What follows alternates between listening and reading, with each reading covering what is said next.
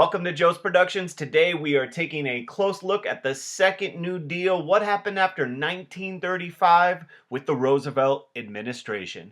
Now keep in mind, the first couple years of the New Deal can kind of be summed up by this image. There was a mixture of good and bad. The good was pretty simple. The New Deal provided hope and relief for a large number of Americans. The economy did improve during these first 2 years. And FDR and the Democrats remained popular. In fact, in the 1934 midterm elections, the Democrats pick up additional seats in Congress. Now for the bad. The Great Depression continued. The economic gains were not as great as people had hoped, and there continued to be an economic crisis, and lots of people were being left behind. Unemployment was still high, production was still low, and the economy continued to struggle. In addition, there was growing criticism. One from conservatives in Congress, especially Republicans, who did not like the federal deficits, the big spending by the federal government, and remember, the Supreme Court ruled two programs, the National Recovery Act and the AAA, unconstitutional. Roosevelt was also under increasing pressure from populist movements from the left and the right, the most famous one being Huey Long with his Share Our Wealth program. So Roosevelt is under growing political pressure to do more.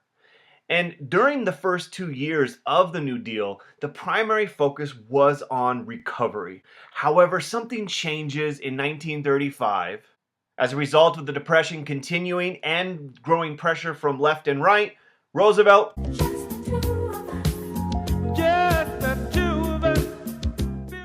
starting in 1935, you have the second New Deal, which goes further with reform and more direct relief. And you're going to see some significant reforms that are going to have, they're game changers, huge impacts. One is the Wagner Act for workers. We're going to talk about that in a second. And the biggie, the Social Security Act, which is going to establish the federal safety net. More on that in just a moment. One of the big programs in the second New Deal is the Works Progress Administration, the WPA. And this was created to address the immediate need of millions of unemployed Americans. And basically what the WPA did is the federal government provided work. Just whistle while you work. The WPA spent billions of dollars employing millions of unemployed Americans in various work relief projects. And basically, this is huge, way bigger than those programs such as the PWA or the CCC. This is headed by Harry Hopkins, and it is the federal government directly providing this employment. It has a budget of about $5 billion each year. Millions of Americans were working with the WPA in some capacity, doing all sorts of jobs. They're building or renovating public buildings. You could see some of the images right there. Building roads, airports, bridges. And the size and scope of the WPA is huge. You have over 100,000 schools, post office, and government buildings being built. 500,000 miles of roads, 100,000 bridges. This thing's big, but it's not just public works projects. You also have support for the arts, the Federal Writers Project, Arts Project, Music Project, Theater Project, employing artists of varying styles to do various projects.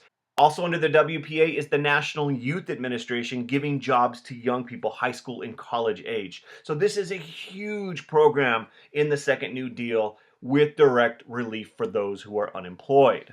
During the second New Deal, the government is also going to extend its help to farmers. Remember, under the AAA, non-land owning farmers, sharecroppers, tenant farmers were oftentimes hurt by this government program because it actually took land out of production. And a lot of farmers needed additional help. Enter in the second New Deal. We are farmers, bum ba bum bum bum bum. We are farmers, bum ba bum bum bum bum.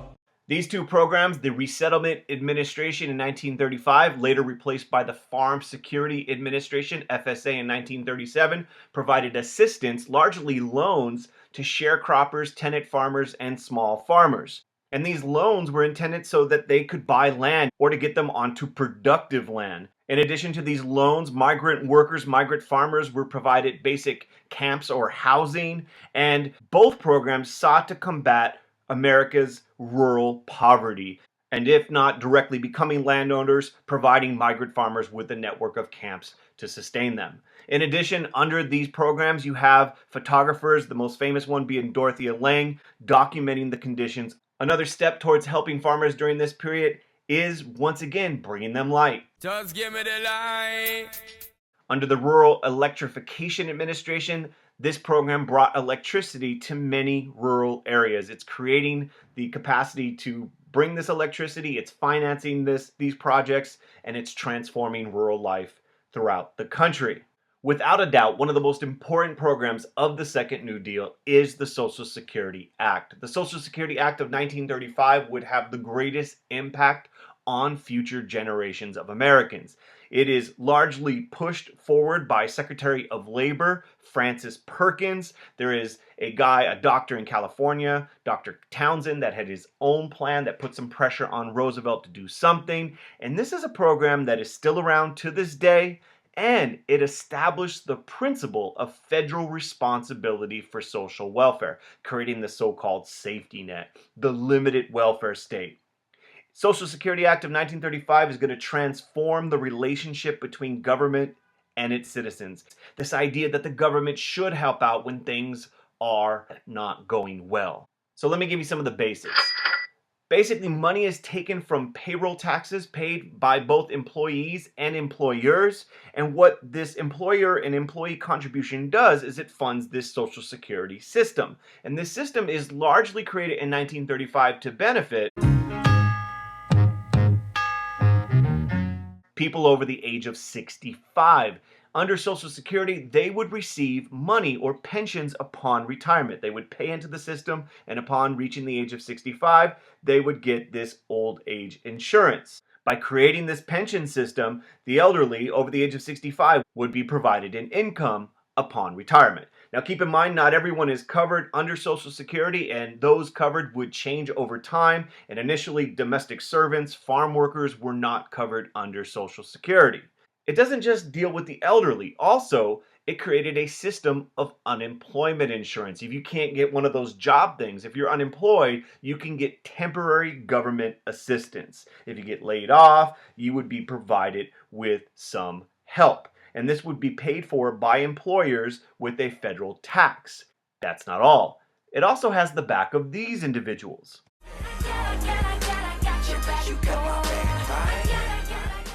Mothers with dependent children, people with disabilities would also be eligible for Social Security benefits. And the big idea here really is the government is providing some sort of safety net to those who need it.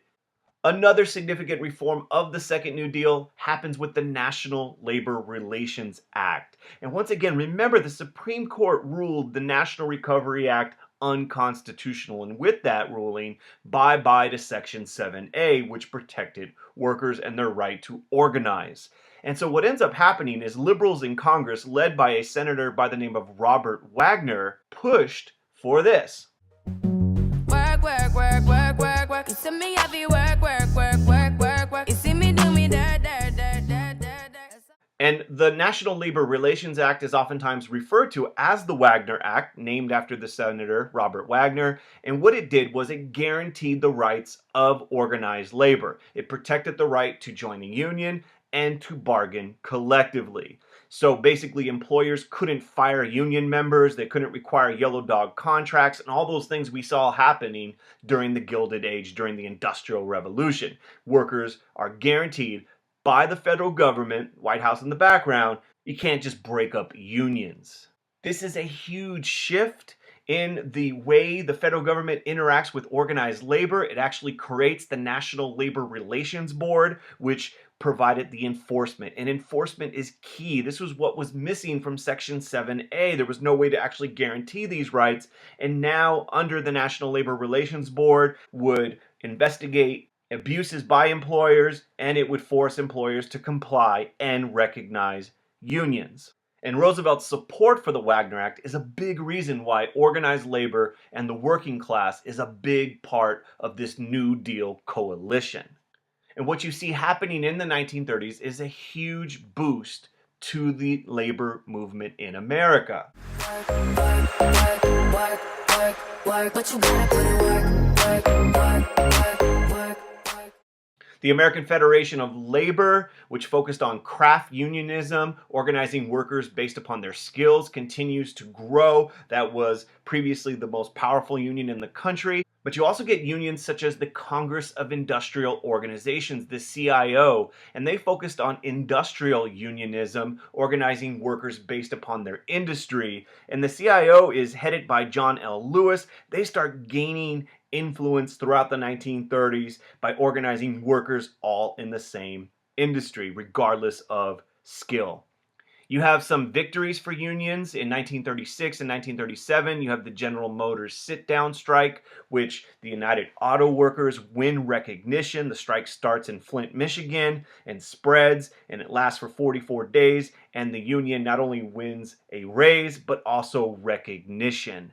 And so, once again, you're seeing unions have influence and power like never before. And then finally, in 1938, you have the Fair Labor Standards Act, which, for the first time, provides for a national minimum wage, setting weekly hours, the 40-hour work week, providing rules for overtime pay, and other things protecting the rights of workers. And so, in the 1930s, as a result of the New Deal, you see a boost to the American labor movement. I want to close out really quickly with who cares. Why in the heck should we study the New Deal? Because you know what? The New Deal did not end the Great Depression. That's actually going to be World War II. That, once we start mobilizing for the war, that is what gets the economy back on track. But it does do a few things, and they are important. It established federal responsibility for society, the creation of the safety net, the modern welfare state, whatever you want to call it, this idea that government should play some role when people need help.